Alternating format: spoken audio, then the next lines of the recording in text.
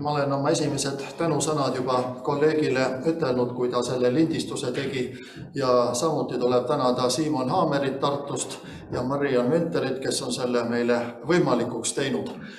Ja meil on siin vähemalt kaks mõtet, paljud muidki, mis haakuvad rohkem ka selle osaga, mida mina ette kannan. Ja Allo ettekandes oli see, et mine kuningate ette ei ole vabatahtlik, sest see on tunnistamine, see on niisugune tunnistamine, kuhu meid sunnitakse.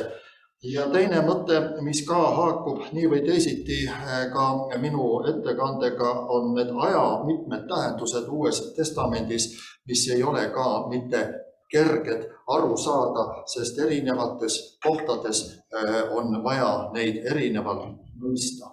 Kuid siis see suur side Jesaja raamatust 8. sajandist enne Kristust, kui täpselt tänasesse päeva 7. aprilli, kes meist läheb või kes meilt läheb või kes meie juurest läheb, see küsimus, mis oli taevast antud, ja siis tuleb prohveti vastus: saada mind. See on veelgi täpsem ja parem niisugune vastus isegi kui mõned Uue Testamendi lehekülgedelt leitavad vastused. Aga ma olen piiranud oma mõtted missiooni mõtetega ainult synoptiliste evangeeliumidega.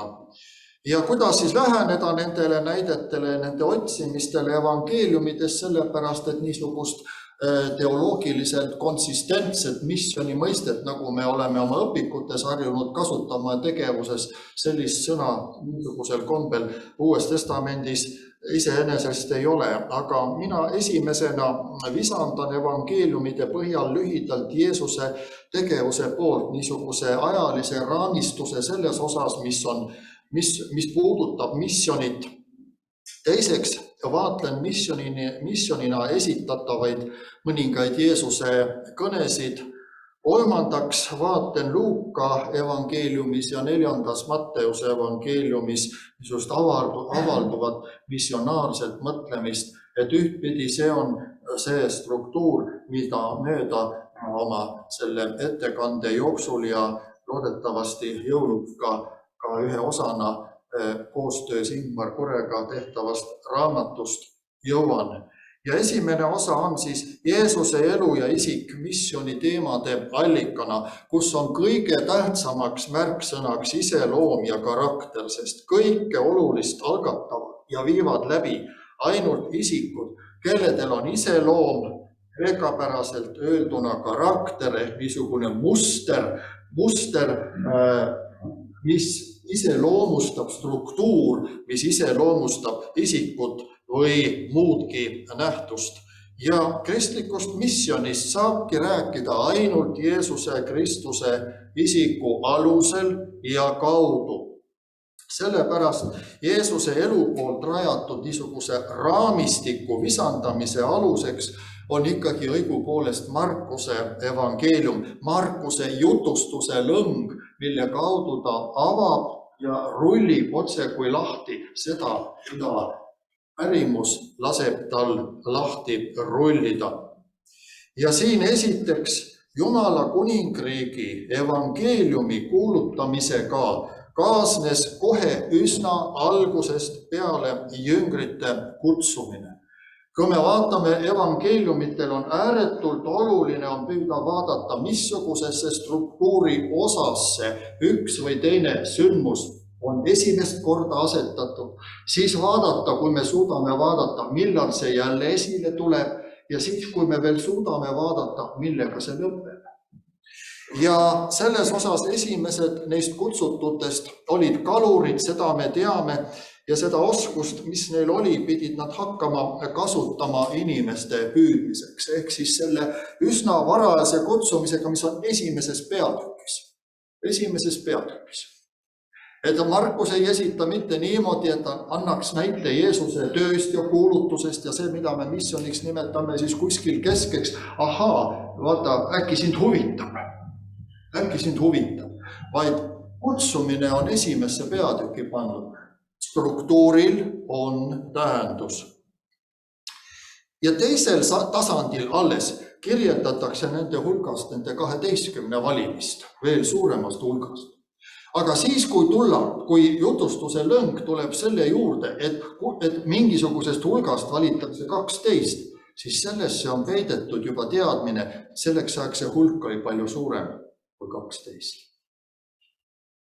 Jüngri mõiste evangeeliumites, eriti Johannese evangeeliumis, on lai ja me nende ääri ei näe. Ja see, keda apostliteks nimetatakse, see on üks selline väiksem osa sellest. Ei ole kunagi ja kirikliku töö jaoks on oluline nagu seda mõttemustrit mõelda, et see, et jünger ja apostel ei lange selles mõttes kokku, et jah, apostlid olid jüngrid küll, aga mitte kõik jüngrid ei olnud apostlid. See tähendab, kui me oma koguduse tööd ja oma missionitööd mõtleme, siis on nõndamoodi, et see horisont peab olema veel kogu aeg palju laiem kui see, keda me oma juhatuses ja lastetöö tegijana ja noortetöö tegijana näeme. Me võime samal kombel hakata lugema kuskil kuni 12, võib-olla suures koguduses, väikses koguduses, äkki saame hädapärast 3 kokku. Ja siis mõtleme, et kas see on kogu see varamu, inimvara, mis meil on. Ei, meil on palju rohkem inimvara. Aga see muster on vaja Uuest Testamendist leida. Jeesusega koos olemine. Markus esitab seda nõnda, et nad oleksid temaga ja et ta saaks neid saata. Need kuuluvad kokku. Muidu ei saa saata, kui sa ei ole olnud Jeesuse õpilane. Sest matetees on tegelikult õpilane. Diplomatetees on kahekordne õpilane, kahekordselt õppinu. Sealt on sõna diplomaat tulnud. Kahekordselt õppinu. Jeesusega koos olemine rajas eeldused temalt õppimiseks ja see omakorda tegi jüngrid küpsemaks läkitamise jaoks. Ja siis hakkavad olema läkitamised. Selles mõttes jälgides tähelepanelikult evangeeliumi teksti poolt kujundatud jutustuse aega, see on nagu see jutustuse sisemine aeg, see story time. Selle jutustuse aja jälgides me näeme, et jüngrite esimene läkitamine leidis aset enne, kui pool Jeesuse maapealse tegevuse ajast oli möödunud. Juba ennem läkitati tööle, kui pool jutustuse ajast. Jutustuse aeg on justkui kvantitatiivselt oleks mõõdetav nende peatükkide ja salmide arvuga. Me võime võtta evangeeliumi nagu kvantitatiivse draama endale ette ja vaatame, kus jutustuse aja järgi midagi toimub. Ja see toimus ennem, kui pool sellest jutustuse ajast läbi saab. Jeesus hakkas neid läkitama 2 kaupa ja varustas. Kogu aeg varustas neid meelevallaga rõvedate vaimude üle. Et evangelist Matteuse poole, kui sinna vaadata, siis on ka õpetlik vaid see, kuna see on kinnitatud, just kristlaste on kinnitanud kristlasi läbi aegade. Esiteks andis jüngrite peatumine mõnes väärilises majas. Seal öeldakse nõnda, et kus teid vastu võetakse, sinna jääge mõneks ajaks. See andis kaasa sotsiaalse soovituse. Selles mõttes, et kui sind ühes kohas on vastu võetud, siis see on just kui sõnadeta välja ütlemata see, et need inimesed on sind aktsepteerinud ja järelikult kogu ümbruskonnale on see mingisuguseks signaaliks. Missionär on sotsiaalselt aktsepteeritud. Ja neid asju me peame ka tähele panema ja õppima evangeeliumist, nägema selle taga ka neid termineid, milledes me tänapäeval räägime, sotsiaalne aktsepteeritus. Jääge sinna mõneks ajaks. Ahah, naaber vaatab, ütleme, et selle inimese juures on see missionär mõnda aega, järelikult on väärt. Küsimus meile, kas meid võetakse ühes ja teises ja 3. kohas vastu sellisena, et see annaks meile vastuvõtjate poolt kohaliku sotsiaalse aktsepteerituse. Teiseks, synoptikute jutustuse lõng jätkub. Kui Jeesuse tegevuse esimene pool on selja taha jäänud, teeb Jeesus ise jüngritele otse kui mingi vaheeksami. Kuidas mõistavad jüngrid Jeesust ja tema üles? Markuse jutustuse ajas jõuame me 8. peatükki. Kelle ütlevad inimesed minu olevat? Kelle ütlete teie minu olevat? See on nagu kõrgema tasandi küsimus. Ja siis Peetrus vastab, et sina oled Messia. Ehk me saame selles küsimuses näha ka seda, mismoodi kogu selle jutustuse aja jooksul tehakse vahepeal vahekontrolli, vaheeksamit, kas või sellist testi. Ja selle vaheeksami eesmärgina näen ma vajadust selgitada läkitatavatele senisest rohkem 3 asja. Messia suurust, inimese poja kannatust ja inimese poja järgimisega kaasnevat kannatust. Ehk jüngri kannatust.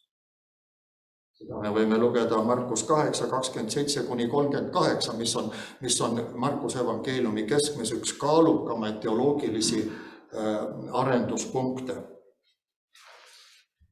Imeline on Markuse kompositsioon peale tõotust selle kohta, kuidas inimese poeg saab osalema isa kirkuses, näidatakse jüngritele korraks ka Jeesuse reaalset kirkust nende endi elus. See toimub muutmise mäel. Kompositsioonis peale seda, kui inimese poja kannatusest on räägitud.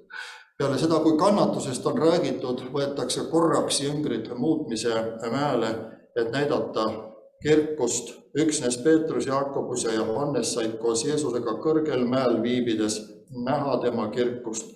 Samas aga vaigistas Jeesus nende inimlikku uhkuse tunnet, mis niisugustes oludes ikka kerkib. Mina sain ükskord olla Cambridge'i ülikoolis kuulamas. Seda nägemas. Mina sain kord Roomas käia või Konstantinoopolis. Või kas või Tallinna Toomkirikuski. Aga sina, vaene Tiirimetsas Saaremaa nurgas, sa oled kogu aeg ainult mööda põllu äärt siin selles puust kirikus käinud. Ehk siis Jeesus keelas rääkida sellest sündmusest. Tuletab meile meelde, et me ise vahel mõtleksime, et mis sündmusest meil on hingehoidlikult parem mitte rääkida ega kelkida. Ja seda on hakatud ka nimetama osalt selliseks Jeesuse messia saladuse tunnusmärgiks, eriti Markuse evangeeliumis, kus Jeesus keelab avalikult rääkimast, et ta on messia enne kui olukord, enne kui isegi jüngrid ei ole veel küpsed selle rääkimiseks. Võib-olla ka jüngrid näidatakse Markuses sellisel kombel, et nad tahavad justkui kohe hakata rohkem rääkima kui see, mille rääkimiseks nad veel valmis on. See on meie kõigi nõrkus. Ja seda Jeesuse maapealse elu nagu aega nagu mingisuguse loorina katvat messia saladuse motiivi on ka Matteus ja Luukas oma evangeeliumi esitustes järginud.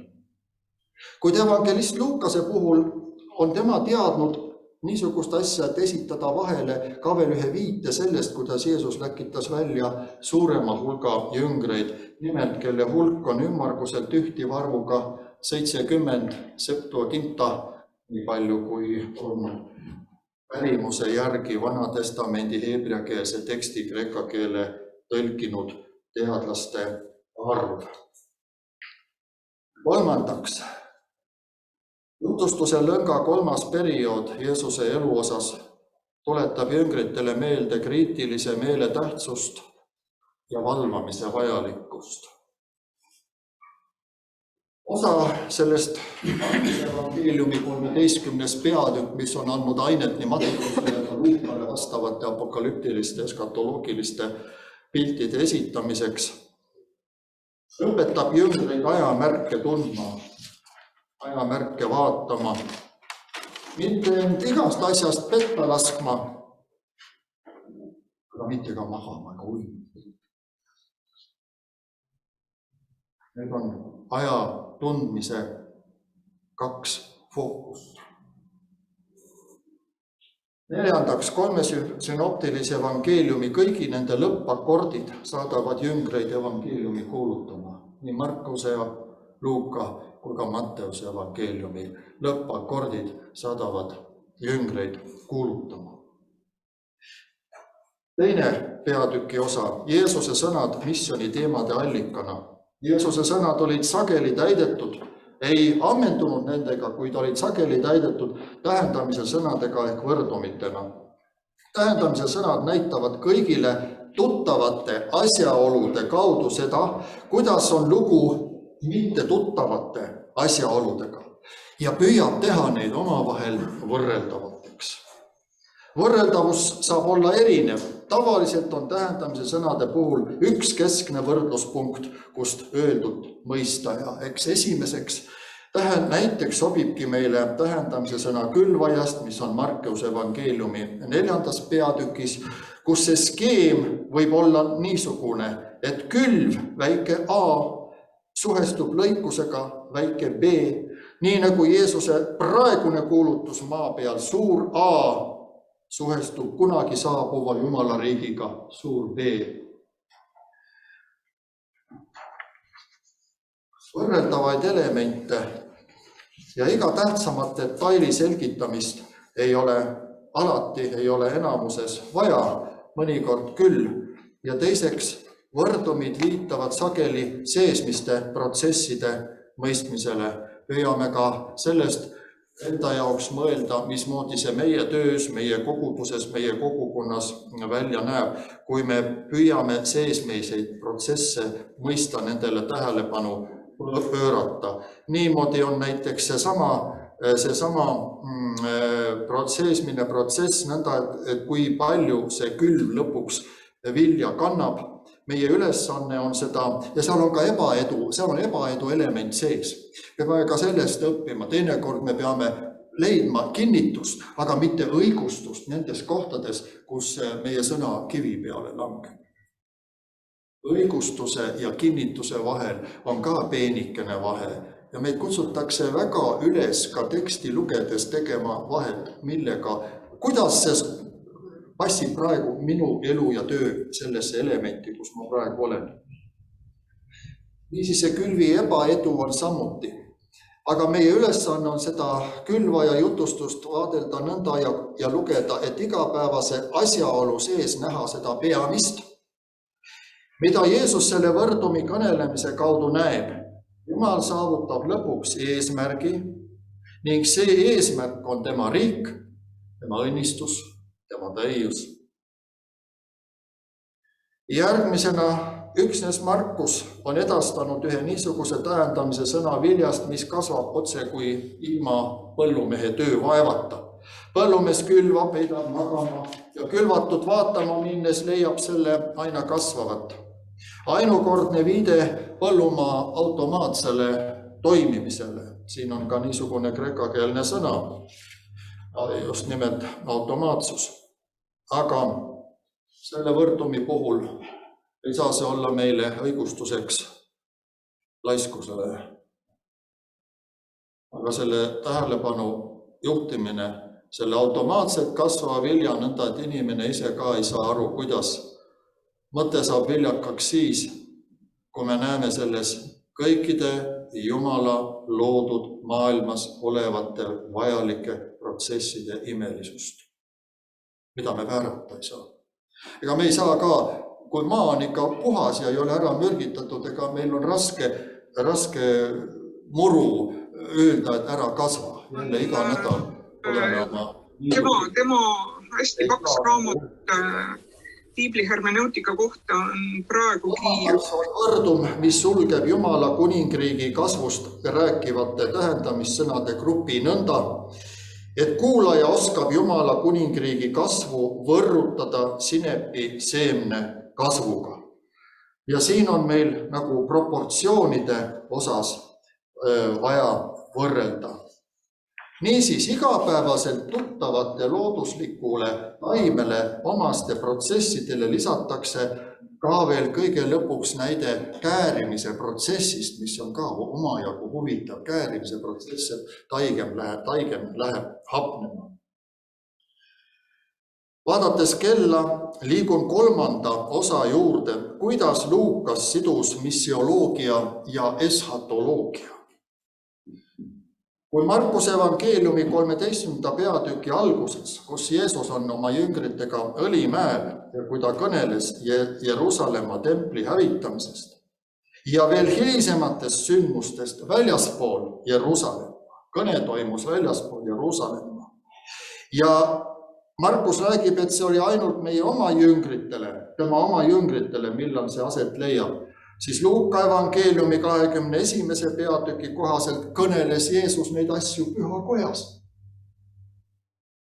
Ka mina, kui ma võrdlesin ja nagu neid tekste vaatasin, avastasin siin paar nädalat tagasi, et ma ei olnud nagu sellele seigale varem tähelepanu pööranud, et Markus räägib, nad on Õlimäel ja vaatavad templi poole, aga seal Jeesus kõneleb neid asju pühakojas. Järelikult kuulajaid on rohkem. Järelikult see, mida Jeesus kõneles, läks rohkemasse pärimusse nende hävitamise kohta ja tõenäoliselt on seal siis ka see pärimuslooline seeme, et need valetunnistused templi hävitamise kohta jõudsid Jeesuse kohtuprotsessil esile. Kuid oluline on siis siin pigem üks teine asi ja see on see missiooni suhtes, et nimelt ütleb Jeesus siin ka seda, et järgnevate hädade saabumisega luuakse, rajatakse tema järgijate jaoks oma usu tunnistamise keskkond. See on see keskkond, kus teid viiakse kuningate ette ja see on see, mida Vallo Ehasalu jõudis ka ilmutusraamatu näites, et minek kuningate ette ei olnud vabatahtlik, vaid raskused rajavad keskkonna, kus meie tunnistamise ja missiooni ülesanne viib meid kuningate ette. Paulus ise nõudis seda. Ehk siis jüngrite kristlaste vangistamine ja valitsejate ette vedamine annab võimaluse tunnistamiseks ja Luuka evangeelium annab mõista ja nii see saabki olema. Tähendab, kui me oma kiriklikus elus justkui tahame põgeneda selle eest, me teeme pühakirja vastu. Kui me tahame seda väga vältida. Kreekakeelsed sõnad martyria ja martüürion tähistavad kõigepealt tunnistust, avaliku tunnistuse andmist ja hiljem on sellele lisandunud ka see aspekt, et vajaduse korral eluhinnaga. Aga algselt igal juhul, igasugune tunnistamine, tõe tunnistamine, õiguse tunnistamine, ka kohtus tunnistamine on martyria algse selle situatsiooni põhjal. Apostel Paulus ja alates Paulusest hakkasidki need sõnad kätkema endas üleskutset kristlastele uskuda ja tunnistada, mille aluseks on see, et ainult Jeesus on issand. Ja see on nagu selle tunnistuse ja missioni ja selle jõu alus, et ainult Jeesus on issand, teisi isandaid ei ole. Ja seda me leiame algkristlikust tunnistusest, eriti ka Paulusest, et see on selle tunnistuse niisugune tuum, tõukejõud ja ka kivi, millele toetuda. Markus jäädvustas ka esimesena Jeesuse kõnede sellise missioloogilise pärimuse osa ja Luuka täiendas seda, kusjuures siis jüngrite tagakiusamised viivad või lausa kannavad kristlasi tunnistamise olukorda, kus Jumal ise annab neile suu ja tarkuse, mille vastu ei saa rääkida. Mõnevõrra tuttav moment, aga meil on oluline ka see, meie praegusse olukorda ümber asetada, praegusse olukorda, kus meil võib olla lähedal olukord, kus meid kantakse olukorda, kus me peame tunnistama. Aga enne seda asetatakse evangeeliumi jutustuses meie vaatepiiri ikkagi veel kord Jeruusalemm. Jeruusalemma hävitamine ise on ka üheks märgiks ja lõpupoole veereva aja algamise kohta, kuid ei ole ise veel otsene märk.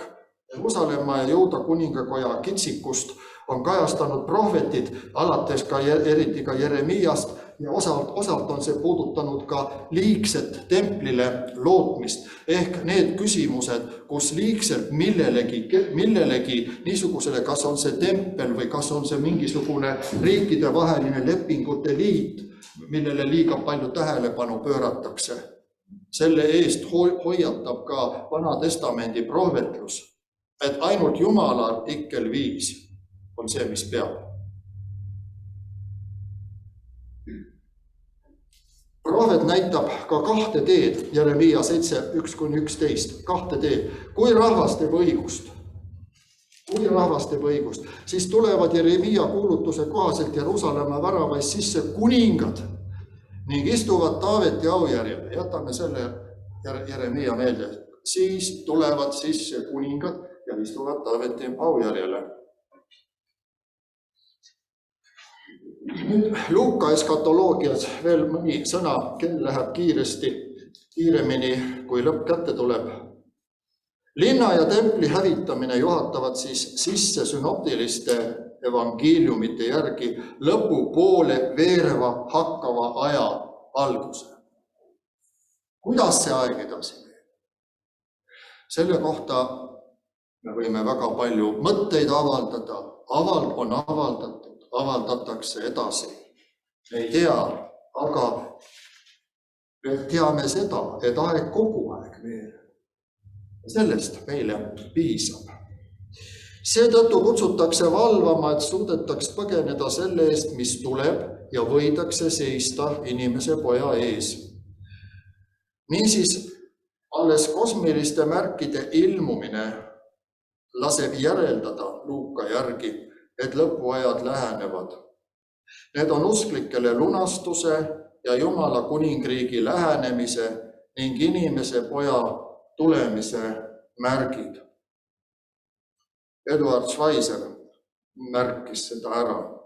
Ja ta toonitab, et jüngrite tagakiusamised eelnevad aja lõpu märkide ilmnemisele ja oluline on lisada siia jüngrite kinnituseks öeldud sõnad, et tunnistavatel kristlastel on ka nendes olukordades Jumala kaitse ning kannatlikkusega on võimalik oma elu päästa. 4. osa missiooni hermeneutika eripärast Matteuse evangeeliumis. See tundub esmapilgul selge ja lihtne olema, et enamasti võidakse kohe juhtida tähelepanu evangeeliumi lõpu viimastele salmidele, aga see hermeneutika ühe autori seisukohalt avatuna on hoopiski huvitav. Ja Matteuse evangeeliumi puhul on ka lugu nii nagu teiste evangeeliumi žanri kuuluvate tekstidega, kus kirjutise struktuurile, selle osadele ja nende omavahelistele suhetele pööratav tähelepanu avab meile seoseid, mida alguses ei märka. Esiteks on vaja vaadelda kõiki teemaga seotud tekste ja sageli ka neid, millel näiliselt puudubki olevat seos. Side võib avalduda alles põhjalikumal vaatlusel. Ja teiseks on vaja aina silmade ees hoida Vana Testamenti. Ja kõikide evangeeliumite keskmes, kogu tegevuse keskmes ja meie seisukohalt ka missiooni võimaluse ja missiooni keskmeks on Jeesuse isik ja iseloom.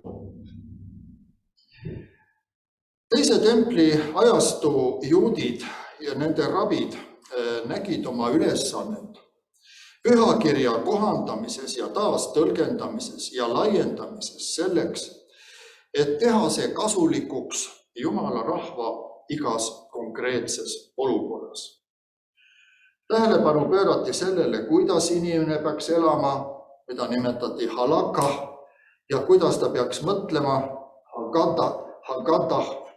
Ja pühakirja eksegees on seega kaasajastav harjutus. Võlnen selle väljendi ühele Aafrika teoloogile, et pühakirja eksegees on kaasajastav harjutus. Ja mida siis ilmneb selles evangeeliumi, Matteuse evangeeliumi jutustuse lõppaseks? Jeesuse missioon on määratletav kui tervikliku eesmärgi poole liikumine, selle ülesande täitmine. Jeesus on see, tema ülesanne Matteuse järgi on olla see, kes päästab oma rahva nende pattudest. See üks olulisemaid lauseid on öeldud kohe 1.21. Ta on see, kes päästab oma rahva nende pattudest. Me võime nagu palju, kui meilt küsitakse, et mis on nagu Matteusel see oluline moment, me võime nagu hakata mõtlema ja kirjutama eksamilehele paljusid asju, aga nagu see, mõned asjad öeldakse nii alguses ära, mida me tähele paneks, me loeme liiga kiiresti piiblit. Jeesuse missiooni alusel saab siis järeldada, et see tuleneb Jumala päästvast plaanist inimese jaoks ja siin võib näha, et Matteuse evangeeliumi puhul kajab läbi niisugune laiem muster. Esiteks on Abrahami isik ka selles evangeeliumi alguses, alates Abrahamist loetakse pääste lugu. Alguses on Abrahami isik ja see on seega esimene märge ja kinnituse koht Jumala lunastava missiooni otsimisel, millel on suur ajalooline mõõtkava. Teiseks, Abrahami tõotusele järgneb ja sellega seondub kohe üldine Vana Testamendi veendumus Jumalast kui kuningast ehk teisisõnu Jumala kuningriigist ehk siis terve rahva kutsumisest, kõigepealt Abrahami kutsumine, siis nagu terve rahva kutsumine. Ja nendest motiivist tuleneb edasi kolmas osa on siis Jumala kuningriigi kujutamise juhtjoon Uue Testamendi evangeeliumites, sealhulgas ka Matteuse evangeeliumis. Ja siis on Matteuse järgi, ma kutsusin oma poja Egiptusest, jällegi kutsumine, Jeesuse pere, Jeesus tuleb tagasi Egiptusest ja sellele järgneb justkui terve uue rahva, Jumala rahva kutsumine, justkui niisugune 4-kordne erinevate kutsumiste kett. Niisiis Matteuse evangeeliumis on tugev funktsionaalne joon, see on saatmise ehk läkitamise teema. Kuna kogudus tunneb Vana Testamenti, mõistab ta ka sealt leiduvaid eeldusi. Jumal kutsus ja läkitas Abrahami, siis Moosese, siis prohvetid, kogu oma rahva, kutsus oma poja ja kutsus jüngrid ja kutsub edasi. Viimaks leiabki aset see poja läkitamine, millest juba sai nimetatud. Omamoodi teema on ka see, et Jumal saadab Siionile kuninga. Kui Jeesus oli sündinud üsna Jeesuse loo alguses, siis on esitatud maagide kummardamise lugu ja Taaveti soost pärinevat karjuskuningat. Oodati just nimelt Iisraeli päästjana, et selle teksti foonil hakkavad Jeesust kummardanud idamaa maagid kandma hoopis ka seda rolli, mis avab teistele rahvastele pääsu Jeesuse kui karjuskuninga juurde. Maagid kannavad seda rolli, kuidas muud rahvad tulevad Jeesuse juurde. Muulastena esindavad nad just neid rahvaid, kelle jaoks Jeesus on samuti kuningas. Kus on see juutide vastsündinud kuningas? Ja oleme teda tulnud kummardama. Kuninga algab algusest peale. Ja selle episoodi mõte näib olevat selles, et alles tulevikus hakatakse seda päriselt mõistma. See on siis kuningas neile, kes oma loomu poolest, neile rahvastele, kes oma loomu poolest on kuskil kaugel. Esmalt antakse siis mõista, et Jeesus on saadetud Petlemma kaudu Iisraeli rahva juurde kui karjuskuningas, Matteus 2.6. Teiseks märkab tähelepanelik lugeja, et Jeesuse maapealse missiooni lõpuosa rõhutab Jeesuse tulemine Siionile. Sinu väravatest tulevad sisse kuningad. Matteuse 21.1-11 on üks nendest 4 tekstist, kus kõik 4 evangelisti räägivad Jeesuse tulemisest Siionile, templisse, mis esitab Iisraeli rahva enda suu läbi Natsaretist pärinevat prohvet Jeesust kui issanda nimel tulevat Taaveti poega. Jeruusalemma sisenemist kujutav tekst on kujundatud küll Sakaaria 9.9 ennustuse täitumisena, ja Jeesus tuleb Siionile kui eesli seljas olev issanda nimel saabuv Taaveti poeg. Aga nüüd see Taaveti poeg aitab hädalisi ning tervendab templis olevaid pimedaid ja jalutuid, aga kuningas Taavetist kõneldakse seda juttu, kuidas jebuuslaste linnas olevas Jeruusalemmas olevad inimesed uhkerdavad, et sina ei pääse siia linna, sina Taavet ei pääse siia, isegi lonkurid ja jalutud ajavad su minema. Sealt ülevalt all. Ja Taavetile anti see, et ta pidi Jeruusalemmast pealinna tegema. Ja nüüd tuleb Jeesus ja tervendab Jeruusalemmas need jalutud ja pimedad. Taavetil kui sellel tüposel enne teda tegemata jäi, ta tuleb kui antitüpos. See Iisraeli motiiv tuli mulle elavalt meelde veel mõni päev tagasi, kui ühes lühikeses lauses kindral Martin Herem ütles meie kaitse toimimise kohta, et me ikka rohkem ja rohkem liikuma saama Iisraeliks. Me peame ikka rohkem saama Iisraeliks, Iisraeli moodi. Martin Herem ütles. Nii nagu Juhan Liiv kunagi luuletas, sa oled kui Iisrael vanast. Kolmandaks näidatakse, et ka Jeesuse kannatuslugu iseloomustab karjuse metafoor. Ma löön karjast ja karjalambad pillutatakse, taas Matteuse evangeelium. Ja Jumal saadab oma vaimu oma missiooni täitma. Esimesel korral täidab püha vaim oma ülesannet Jeesuse sünni juures.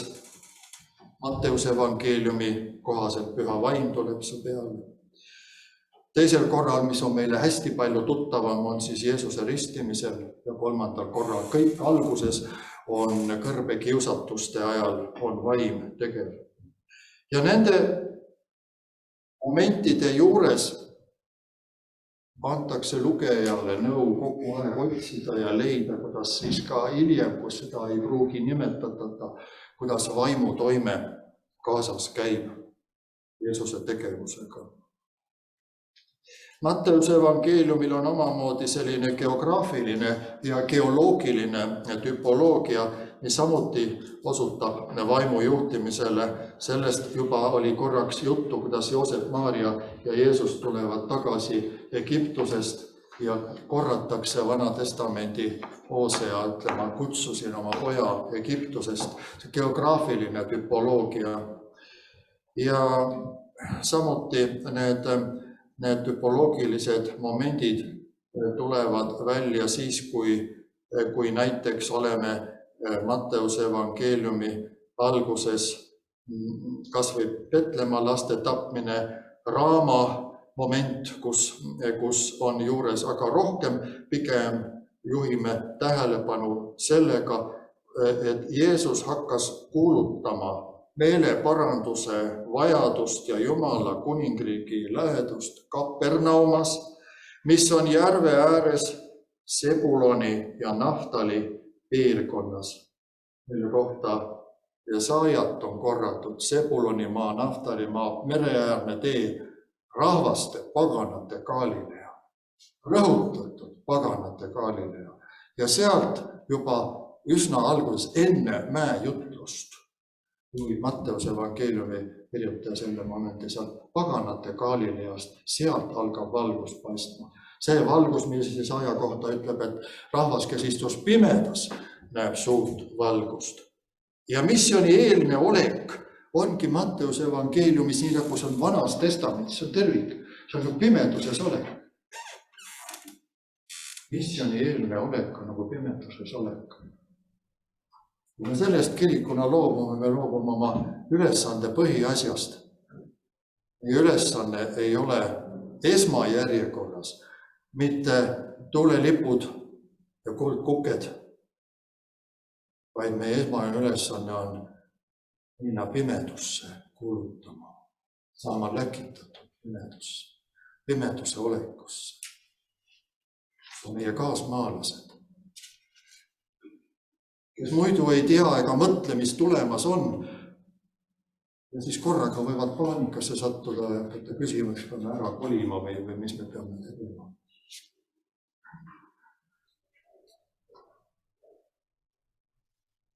Niisiis juba salmides Matteus 4, 15-16 antakse selgitus. Sebuloni maa ja Naftali maa, meretee, sealpool Jordanit, paganate Galilea, rahvas, kes istub pimeduses, on suurt valgust näinud. Neile, kes istuvad surmavarjumaal, neile tõuseb valgus. Jesaja 8. põhjal Matteus 4. Niisiis missioonieelne olek on kirjeldatav pimedusena. Ja Matteuse geograafiline ja ka geoloogiline tüpoloogia, see ongi huvitav võte, mida võib nimetada selliseks geograafilis-geoloogiliseks tüpoloogiaks. Eriti Matteusel mägi on ju iseenesest on geoloogiline mõiste, nagu meie seda nimetame, ja see esineb korduvalt Jumala tähtsaimate sõnumite esitamise paigana. Paganate Galileas nägi Jeesus rahva hulki, kellele ta hakkas jutlustama. See paganate Galilea juhib otseselt ja sujuvalt sisse mäejutluse alguse. Seal sinna esitas Matteus Jeesuse mäe jutuse. Jeesus on mäel ja kõneleb otse kui uus Mooses nii Iisraelile kui ka Galileas elavatele teistele rahvastele. Mäe jutluse õndsaks kiitmised ja nende nõuetele järgimine, mis seal on, need on ju kõikidele inimestele õiguse praktilise tegevuse aluseks mõeldud, kuidas õigust teha. Teiste rahvaste missioneerimist ja juutlusse vastuvõtmist olid juba varem kujutanud prohvetid ning Jeesuse kuulutus oli selles osas lähedane ka fariseride õpetuspraktikale. Jeesuse viited prohveti sõnumi täitumisele, kui idast ja läänest tulevad rahvad ja nad istuvad Abrahami lauda, siis need ainult tõendavad tema toetumist sel ajal levinud ka fariseride missionipraktikale. Matteus 8:11. Ja niisugune episood Matteuse evangeeliumi 15. peatükis, kus on juttu alguses Kaanani naisest, kes palub tervendamist ja Jeesus alguses ütleb, et ta on kutsutud ainult Iisraeli rahva lammaste juurde ja kuidas see nagu rullub edasi sellele, et ta parandab. See on justkui selline dünaamiline näide, et meie tähelepanu pöörduks sellele, mis on finaal, kuhu see lõpuks välja viib. Su usk on aidanud, ta parandas tema. See algab just selle näitega, mis on juutide kontekstis väga oluline. Messia on meie Messia. Aga see jutustus 15. peatükis läheb just sinna poole, et ta parandab selle naise. Need on nagu sammud, mis näitavad, see on dünaamiline protsess ja kui me dünaamiliselt evangeeliumite storyline'i loeme ja paneme selle nii-öelda selle aja raamesse, siis me näeme nagu teises vaatepunktis. Ja evangeeliumi jutustusel on ka lõppu mõistavad taas hästi Vana Testamendi kujundeid tundvad lugejad. Matteuse evangeeliumi lõpuepisood leiab aset paganate Galileas, eestlaste Galileas, saarlaste, setude ka. Kus 11 jüngrit ja Jeesus kohtuvad ühel ilma nimeta mäel. Ma olen mõnikord mõelnud, et kõikidel on kangesti soov teada, kus oli tegelik Jeesuse haud ja missugune päriselt see mägi on. Võib-olla on suurem sõnum selles, et jätame selle niisuguse vaidluse, et tas oli sellel mäel, aga võib-olla seal oli sellel mäel, seal paistab ka üks mägi. Aga võib-olla on suurem tarkus jätta see niimoodi, et kui see on nimetu mägi ja kui sealt tehakse missioonitöö, siis on sellel justkui mingisugune laiem kontekst. Võib-olla, ega ma ei tea, aga see on praegu minu mõte. Nimeta mäel Jeesuse sõnad ja jüngrite väljasaatmine viivad varasemad jüngrite läkitamised, mis toimusid Jeesuse töö ajal ühelt poolt lõpule, teisalt aga nüüd alles avavad uue perioodi, uue alguse.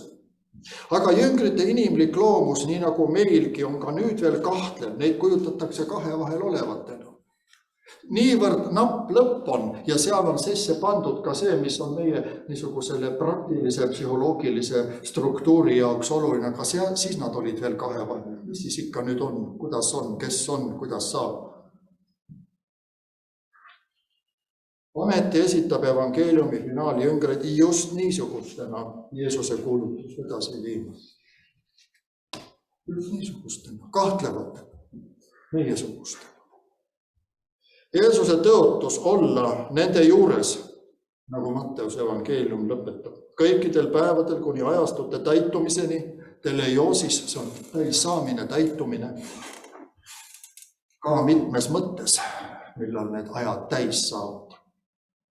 See on laiem, telejoosis on laiem kui lihtsalt lõpumõiste, et üks asi lõpeb, vaid ta on ka täitumise mõiste, tal on mõlemad. Tal on kuidagi nagu lõppimine, lõpule viimine, aga ka mingi kombel täis saamine või täiuse saamine. Eeldab seda, et jüngrid esmalt ise täidavad kõike seda, mida Jeesus on käskinud.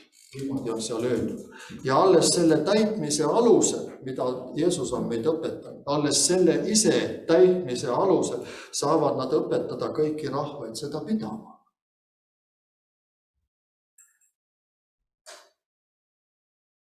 Niisiis, see, millega ettekannet alustasin karakteri ja iseloomu küsimusega, tuleb Matteuse evangeeliumi viimastes ridades välja, kui te õpetasid pidama ja siis kuulutama, kui me püüame pidada.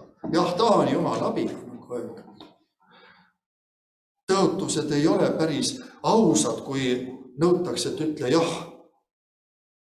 Ja võib-olla abieludki läheksid paremaks, kui öeldakse, abielujatele oleks võimalik sama öelda, mida piiskopidele, et ma tahan Jumala abiga, siis äkki ei murtaks seda nii palju.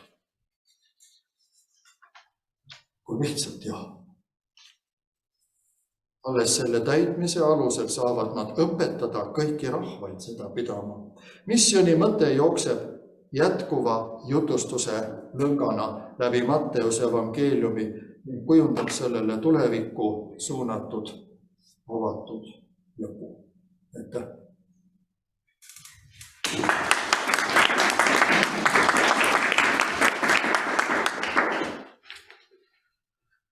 Konverentsi korraga nii ka juhatajana on mul meelevald anda võimalusi küsimusteks, mõteteks, sest me oleme nüüd päevakorra natuke muutumisega. Ma tean, et meil ka kohvipaus ootab, aga me saame olla paindlikud.